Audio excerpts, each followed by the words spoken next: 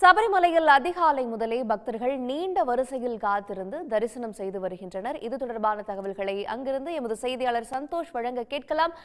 சந்தோஷ், சபரிமலையில இன்றைக்கு பக்தர்களின் வருகை எந்த அளவுக்கு இருக்குது? எவ்வளவு பக்தர்கள் இன்னைக்கு வந்திருப்பாங்க? என்னென்ன மாதிரியான வசதிகள்லாம் செஞ்சு தரப்பட்டிருக்கு? சபரிமலையை பொறுத்த வரைக்கும் மகரவிளக்கு ஜோதிக்காக நடை திறக்கப்பட்ட பிறகு தற்பொழுது கூட்டமானது அதிகரித்து வருகிறது. தினந்தோறும் பார்த்தீங்கன்னா லட்சக்கணக்கில் பக்தர்கள் வருகிறார்கள். இவர்கள் எல்லாருமே பார்த்தீங்கன்னா அதாவது எரிமேலியிலிருந்து பம்பை சென்று அங்கிருந்து நீலிமலை அப்பாச்சிமேடு வழியாக சென்று சன்னிதானம் சென்று சாமி தரிசனம் செய்து வருகிறார்கள். ஆனால் முக்கியமான ஒரு விஷயத்தை நம்ம இங்கே பார்க்க வேண்டியிருக்கிறது. அதாவது எரிமேலியிலிருந்து செல்லக்கூடிய இந்த பெருவழி பாதை, கானன பாதைன்னு சொல்லுவாங்க. இதையே இது பாரம்பரிய பாதைன்னு சொல்லுவாங்க.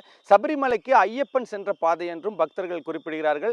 இந்த பாதையில இன்றைக்கு காலையிலிருந்து பார்த்தீங்கன்னா ஆயிரக்கணக்கான பக்தர்கள் நடைபாதையாக சென்று கொண்டிருக்கிறார்கள். தற்பொழுது சென்னையிலிருந்து வந்த ஐயப்ப பக்தர்கள் நம்மோடு இருக்கிறார்கள். இப்ப சொல்லுங்க சாமி, நீங்க இந்த கானன பாதையில செல்றீங்க இல்லையா, இதனுடைய சிறப்பு என்ன? சிறப்பு என்னென்னா, ஐயப்பனே இந்த பாதையில் வந்தது தான் ஐதீகம். அதனால தான் நாங்களும் ஐயப்பன் பாதையிலே நடைப்பயணம் செய்கிறோம். அதுக்கப்புறம் மகர விளக்குக்கு இந்த பாதையில் தான் ஆபரண பெட்டி வரும். அதுக்காகவே நாங்கள் இந்த வருஷம் பெரிய பாதை வர்றதுக்கு நாங்கள் விருப்பப்பட்டு பெரிய பாதை வந்துட்டுருக்கோம் சாமி. இந்த பாதையில் போகும்போது என்ன மாதிரியான பிரச்சனைகள் சாமிகள் எதிர்கொள்ள வேண்டியது? சாமிகளுக்கு வனவிலங்குகள் பிரச்சனைகள் வரும். ஆனால் சாமிகளுக்கு எங்களுக்கு எந்த மாதிரி பாதிப்பும் இல்லை. ஐயப்பன் சரணத்தை நாங்கள் சொன்ன உடனே எங்களுக்கு எல்லாமே வழி விட்டுருவாங்க. விலங்குகள் இப்போ இன்னைக்கு காலையிலேருந்து எத்தனை பேர் இதில் போயிட்டு இருக்கிறாங்க? நாங்கள் ஒரு மணி நேரத்துக்கு ஒரு 1000 பக்தர்கள் 2000 பக்தர்கள் பாஸ் பண்ணுவாங்க.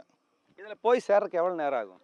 ஒரு 15 மணி நேரம் 17 மணி நேரம் ஆகும். விடாமல் போவேன்னா ஒரு நைட்டு அங்கே நாங்கள் கரிவளத்தூரில் தங்கி அடுத்த நாள் சாயந்தரம் அங்கே போய் நைட்டு தரிசனம் பார்ப்போம். அதாவது பெருவழி பாதையை பொறுத்த வரைக்கும் பாரம்பரியமாக செல்லக்கூடிய பக்தர்கள் இந்த பாதையை தான் தேர்ந்தெடுக்கிறார்கள்.